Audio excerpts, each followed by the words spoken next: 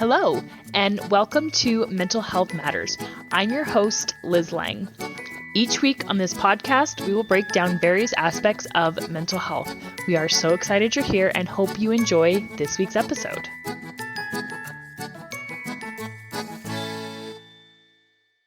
Hey guys, Liz Lang here with Jeremiah and Selina Woodruff from Core Connection. And this week we are going to get into allowing teens to make mistakes. And before we do that, Jeremiah has our parenting moment this week.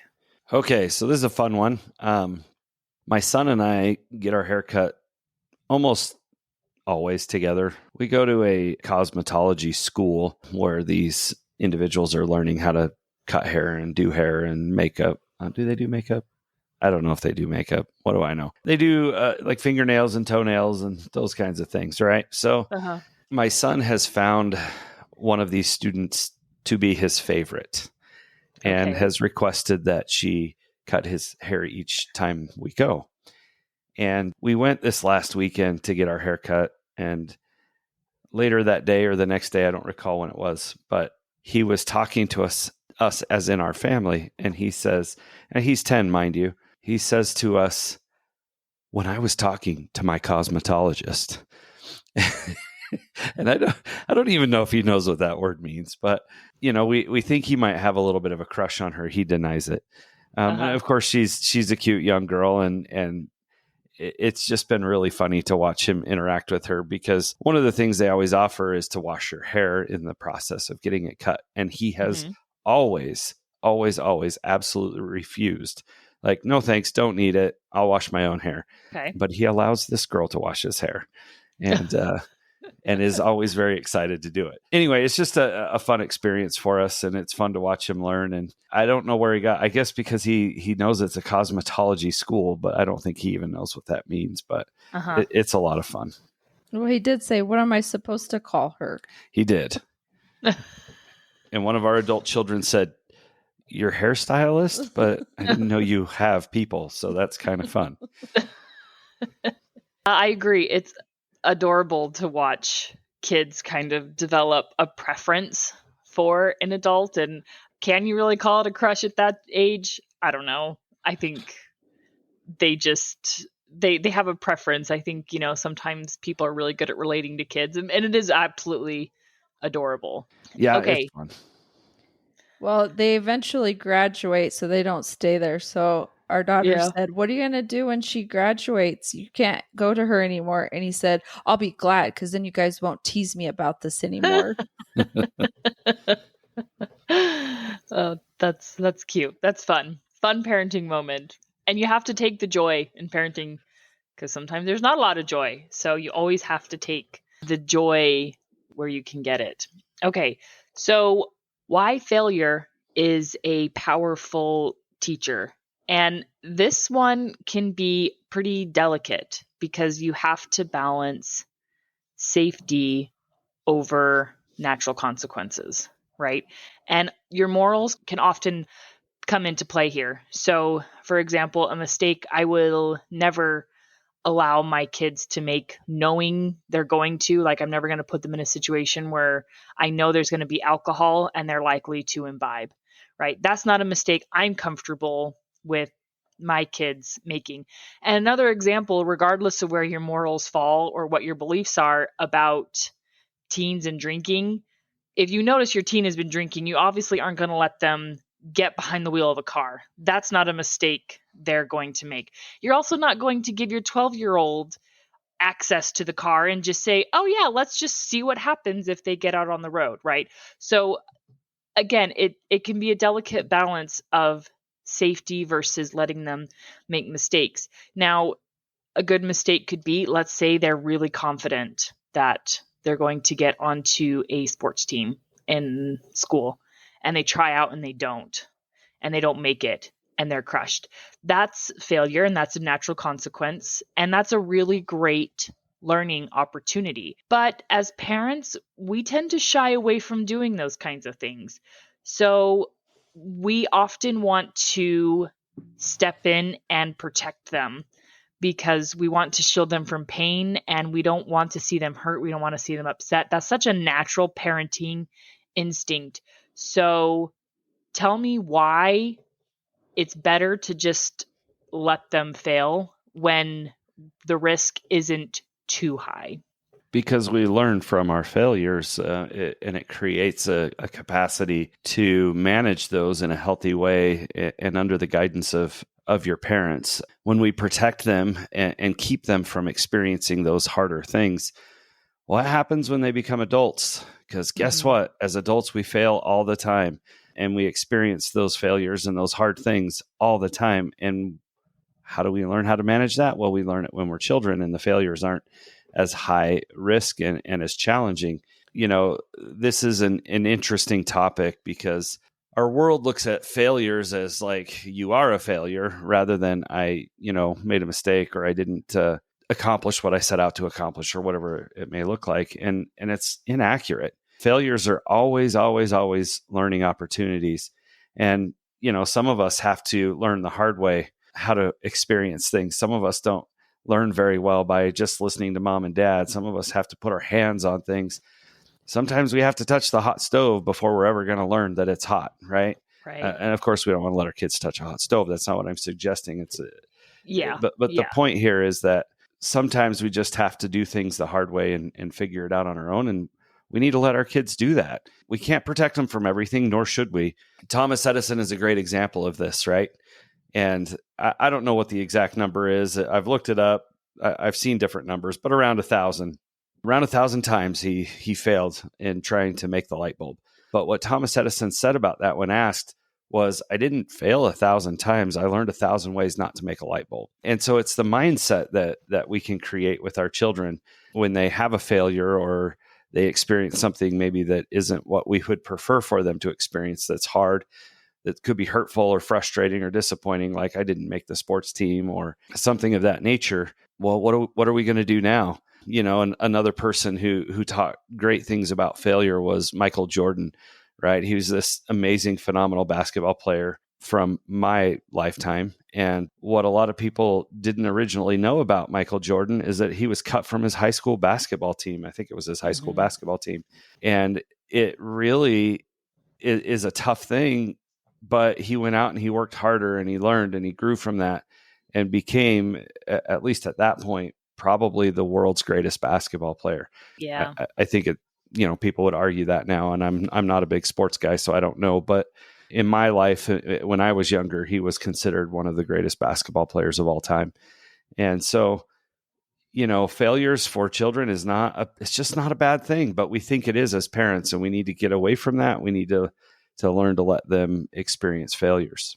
When we're raising our children, we need to think long term. And when we think long term in the sense of who do we want them to be, what do we want them to accomplish, I think it's safe to say that most of us want our children to become mature young adults that move out on their own and are able to handle life and be able to live on their own. And so if you think of that long term while you're raising them in the teenage years, then we can see that things that are happening now are opportunities for them to learn and understand and grow in the safety of our home, right? And that we're there to guide them through those situations. And so having that focus of, oh, this will help them to learn this skill, or this will help them to learn that skill that they'll need to be able to live on their own at some point. But also, when you go through those failures, you're going to learn resiliency and to be able to get back up and pick back up and learn and keep going and keep trying. And that's a great skill to have when you're an adult living on your own, to keep going and not give up. And so also those opportunities are going to teach them resiliency. I think there's also a little bit of a psychological component here too, to why we are so driven to protect our teens. And it stems from the fact that from the day they are born, we are responsible for their safety. And we spend a lot of years keeping them safe. It never ceases to amaze me how little sense of self-preservation toddlers have. They'll just jump off of the high tower, right? Or, they will just run out into the street regardless of the cars. And so it's driven into us from such a young age. I have to protect them. And when they're infants, when they're toddlers, even when they're young children, that is 100% your responsibility. And it can be really difficult to let go of that as they do start to gain independence. I have a really good example of when maybe Curtis and I should have let our oldest fail. I would definitely call it a parenting fail. So in our church, all of our speakers almost always come from the congregation. And so you're given speaking assignments, and they will often ask youth, so which is ages 11 to 18, they will often ask them to speak. And it's a smaller assignment. It's like 2 to 5 minutes. And it can be pretty terrifying for some of them. So our oldest was asked to do this. And this is in front of the entire congregation, keep in mind. And she knew about it. We knew about it. And we kept thinking, oh, we got to help her do this. We got to help her do this. We kept putting it off, and then forgot about it.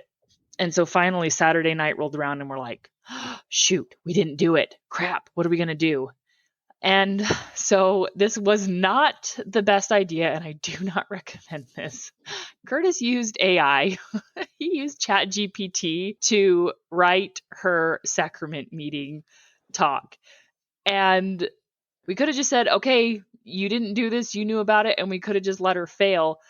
But we didn't, and so we did it. And as she's sitting there reading it, I'm sitting here thinking, it is so obvious that this was not written by her.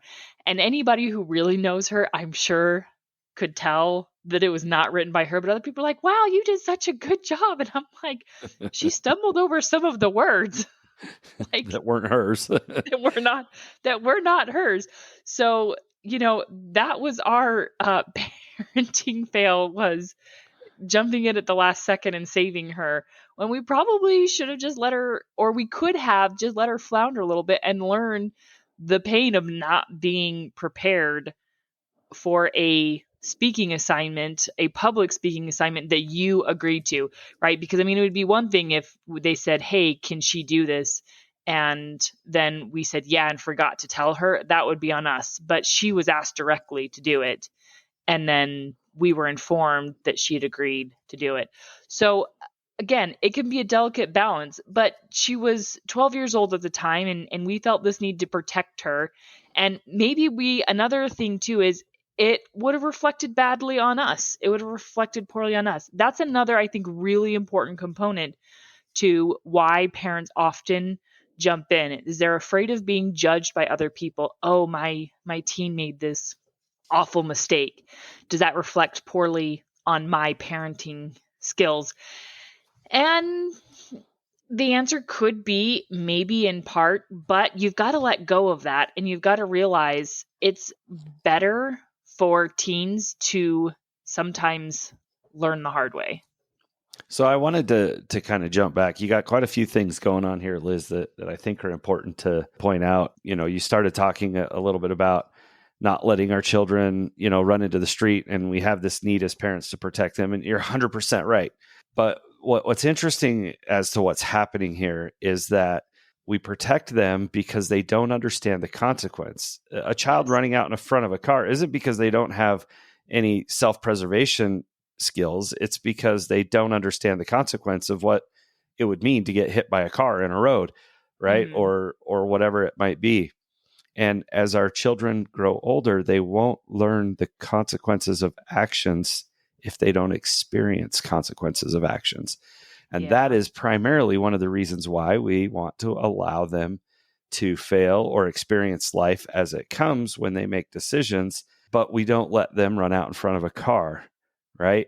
So we have boundaries, and for you, that boundary is like, I'm never going to allow my children to drink or whatever, right? And we figure out what those boundaries are, and then we allow them to stumble and fall in places that are not so painful or not so detrimental. Just like a child learning to walk, we allow them to stumble and trip and fall down, and sometimes they get bumps, and of course we don't love it, but we don't let them run out in front of a car. They learn that, oh, hey, there's pain that can come when we aren't careful about what we do and how we interact with the world around us. I want to challenge, if you said it's a parenting fail, But I actually was thinking, oh, it sounds like you learned something from that. So that's not a failure. That's actually an opportunity that you learned, and you know now what you would and wouldn't do. Good call. I love that reframing. A parenting learning moment. There you go. Yep. I like it. I like it. I guess no more Chat GPT for preparing speeches and talks in the Lang home. So no.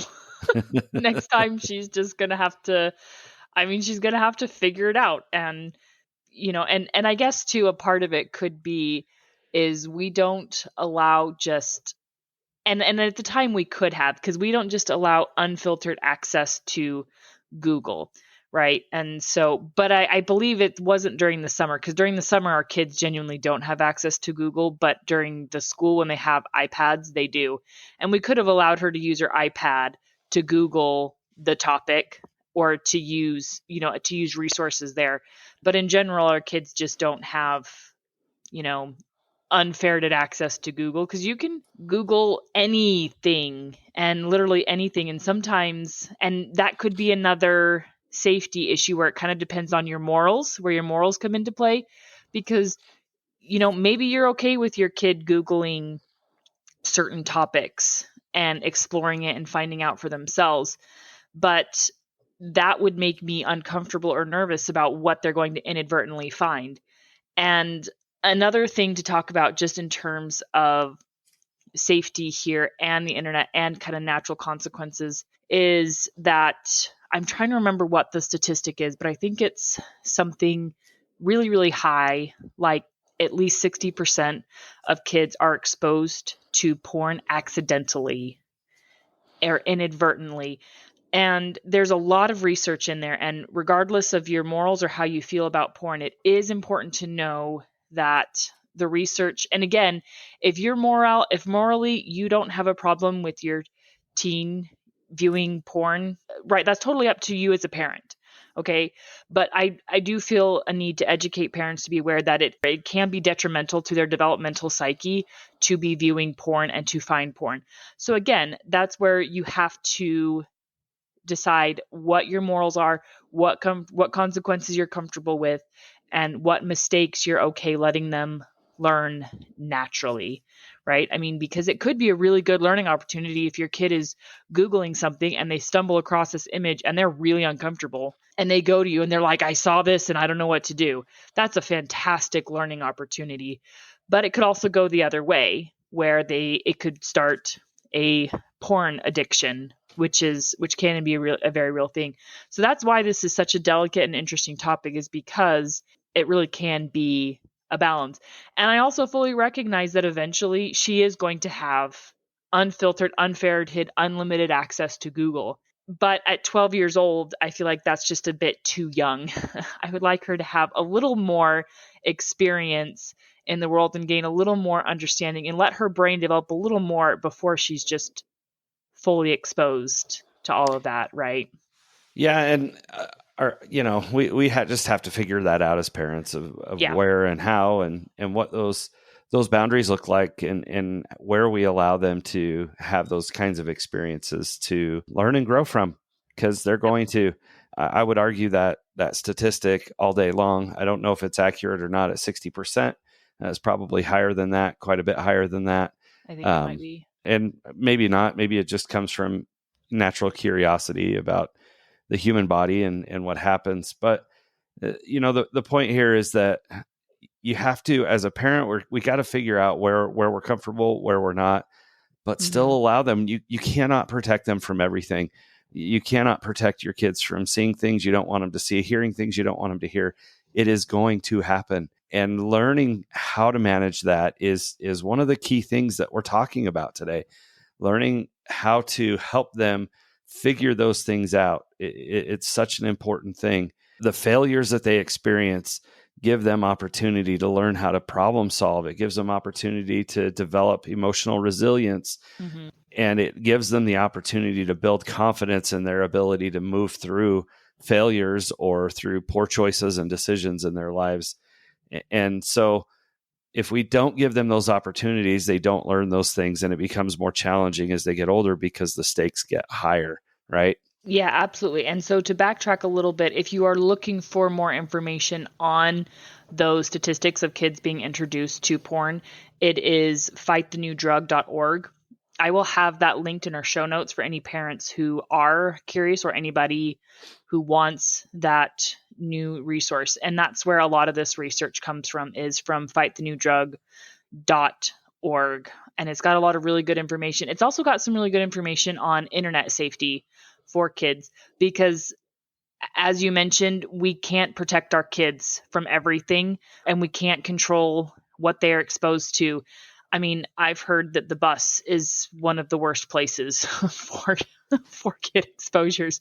And I can safely say, yeah, as having experienced public transportation myself as a youth, and with my own daughter being exposed to public transportation, there's so much that you just can't control, even at a young age. Even in the 4th grade, she was being exposed to things that I would probably bulk at and probably want to run down to the school and report, right? And so you just have to educate your kids, and you have to talk to them, and you have to teach them safety and boundaries. And the other really hard thing about this is eventually kids are going to make their own choices. And that's what can be so hard for parents to accept, is you can teach them all your morals. You can teach them your moral compass. You can teach them, this is what we believe and this is the way we do things in our household. And you can stick really strongly to that. And they can decide when they leave the house and when they go to school to live the complete opposite. And that can be difficult as a parent. And maybe there will be some consequences. And at some point, you just have to accept that, because the older they get, I mean, when they go to high school, and, eventually you're probably going to want them to start driving themselves places, they're going to make their own decisions. And so the best you can do is just arm them with knowledge and unconditionally love them. And that doesn't mean accepting their mistakes, right? That doesn't mean just, oh, yeah, you went out drinking. Well, I guess you learned that lesson. No, you can instill consequences, but we do have to accept that teens will eventually make their own decisions. Well, this is the very essence of what we're talking about today, Liz. Yes. As our children are going to make those choices, if we have taught them and they've experienced failures and poor decisions and the consequences of those things, then they are better equipped to make decisions. Even if they're making decisions outside of our beliefs or desires for them, they've learned how to make choices and decisions, and they've learned how to fail and to go through that process. And so they tend to do a little bit better when they've had experience making choices. So that's just another reason why we want to allow them to experience mistakes or failures in their lives. I think it's interesting because I think most of us, what we want is for our kids to be independent and make choices and live on their own. Mm-hmm. But yet when it's that opportunity and that time in their life, we're trying to shelter and protect and make all the choices for them. So it's interesting that we do that. And maybe we can remind ourselves that we need to move more into like a mentor or coach role for them at that period in time, and that we're trying to allow them to have these opportunities so that they can learn how to make those choices and live on their own. Like that's what it requires. That's what it takes for them to get to that point, to live on their own through that process. And we can take more of that mentor coach role and asking them questions like, oh, what is your plan to do this? Or how are you going to make that work? Or what if it doesn't work out for you? What are you going to do? Well, what's interesting is we always think we're right as parents. That's which is funny. There was a time several years ago when my oldest son wanted to wear something to school, and I thought, oh my goodness, you're going to get destroyed.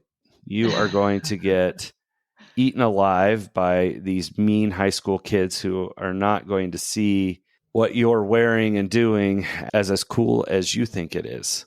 Mm-hmm. And certainly this was my own fears and insecurities as a parent, but I had to step back and say, you know what? Let him be him. Let him do what he wants to do.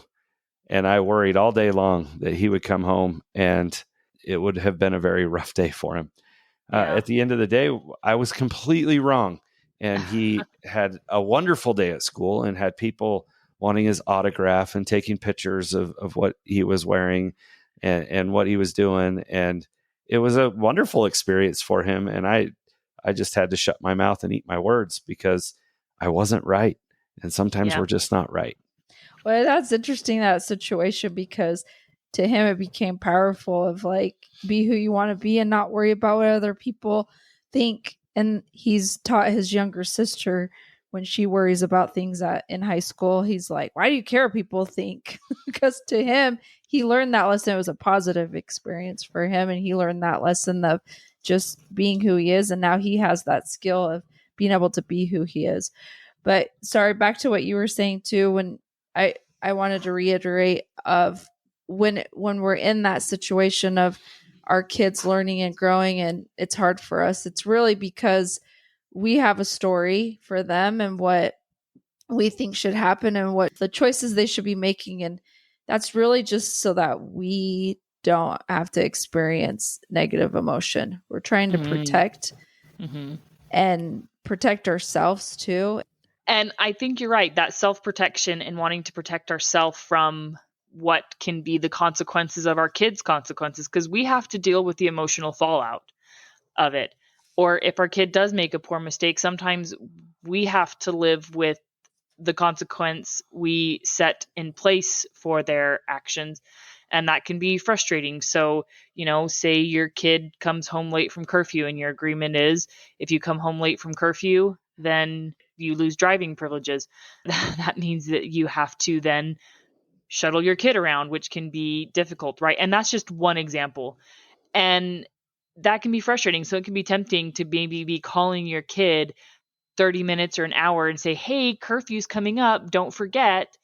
And so, which is an example of managing our kids' schedule or managing things and not letting them make mistakes rather than, I forgot, I lost track of time and I forgot. It's like, well, okay, yeah, I understand that happens, but the consequence of it. And as parents, again, it can be difficult, but we've got to let them figure it out. And I really like this idea that you guys have mentioned of moving into a mentorship role of letting them make decisions. And when they do fail, rather than just saying, yeah, that didn't work out so well, huh? Maybe delving deeper and saying, okay, well, what do you think went wrong? Or what do you think you could have done differently? Or how are you feeling about this mistake that you made? Right. And so trying to probe deeper into the mistake rather than just, yeah, it was a mistake. That makes sense. Helping them learn, Liz, helping them learn how to move forward. So questions such as, what do you think you might do now? How do you think you might proceed with this new information and knowledge that you have? So now we're working on problem solving and making decisions to move past it. And of course, you're always going to hear us say this, but model the behavior, sharing mistakes that you've made that are appropriate to share and how you learn from them and how you grew from those experiences helps them to feel more comfortable with failure, right? Helps them to feel like, oh, I don't have to do everything perfect. Okay, I get that now. Now I can try and it's going to be okay. One of the struggles we have with kids who don't have the opportunity to fail is they become afraid to try. Yeah. Right? Because I don't want to look bad or I don't want to experience that. Whereas if we've learned how to fail and we've learned how to experience those feelings, then we're more confident in our capacity to try something new that we might fail at again. Yeah, excellent point. And so here are a few guiding questions, or at least one guiding question that you can ask yourself when you're trying to decide whether or not to step in from keeping your kid from making a mistake is, am I stepping in to protect them or to protect my own peace of mind? Really great question to ask. And again, there are certainly limits. So safety, if there is a risk of safety. So obviously you're not going to let your kid get into a car and, drive to school that, has mechanical issues. or that there's a genuine safety concern, the seat belts don't work in the car, you're not going to let your kid drive that car. That risk is too high. Or if the mistake could cause irreversible harm, drunk driving is a really good example. That's just not a mistake you're going to be willing to risk, because they could kill somebody, and that is going to be absolutely terrible. So again, check your own discomfort. Is it about your teen's growth, or is it about your fear? Yeah, I like those guidelines. And definitely, we don't ever want to advocate for allowing your children to move into a situation where they could be at serious risk for harm, or even a risk of harm. And obviously, those irreversible choices are kind of critical, and we want to do what we can to protect them. We're not always going to be able to step in. We're not always going to know that that's happening. But if we do know, we're not just going to step away and allow something like that to happen as parents. That's not what we're suggesting at all on this podcast, and we never would. But what we're suggesting is that kids have opportunity to fail, to make mistakes, to learn and grow from those in a way that is safe for everyone, and gives them the experience and the education and the knowledge of moving forward and working through those failures or poor decisions. Absolutely. Okay, final thoughts. Take a look at where you're trying to have your teen be long-term. What's the long-term growth you want them to have? And then look for opportunities now that can help them to learn those skills that they need to have that in their life later. Yeah, and I love that Selina shared that, because that long-term view of where they're going to be becomes really important. And check yourself as a parent. Where are you? How are you doing? What are we experiencing here? What's our purpose? And enjoy this time. Work with them, coach them, be a mentor to them, and enjoy that experience of being the parent of a teen, because it doesn't have to be all bad. And it really isn't, depending on our mindsets of what's happening. And there are lots of great opportunities to practice stepping back and letting your teen figure things out or do things their own way. My good final example is the dishes. I have a very specific way that I like the dishes done. And when I let my 12-year-old do the dishes, there's times where I just have to say, okay, what is the goal and what matters most? And the goal is that the dishes get clean. And what matters most is that she's doing it independently. And so I've had to just step back and say, it doesn't matter. As long as the dishes are clean, it doesn't matter how it gets done. So find opportunities to practice with your young kids, and really ask yourself too. I think that's another really great question is, 5 years from now, how much is this going to matter? That's another really great and powerful question to ask yourself is, how much am I really going to care about this? Maybe even a year from now, is this going to matter? And if it's not going to matter, it's probably safe to just let your teen or even your young kid choose for themselves and make that choice, because that is the start of independence. Okay, so next week we are really excited to begin a book review, our first book review. So the book that we're going to review is called The Anxious Generation. And if you want to follow along with that, we are going to start with part 1, because there's a lot of really great information in this book. And we like to talk, so we're not going to get through it all in one episode. So feel free to follow along with us and read that with us, and we will see you all next week. Have a question? How about a topic you'd like us to cover? Send us an email at mentalhealthpod21@gmail.com.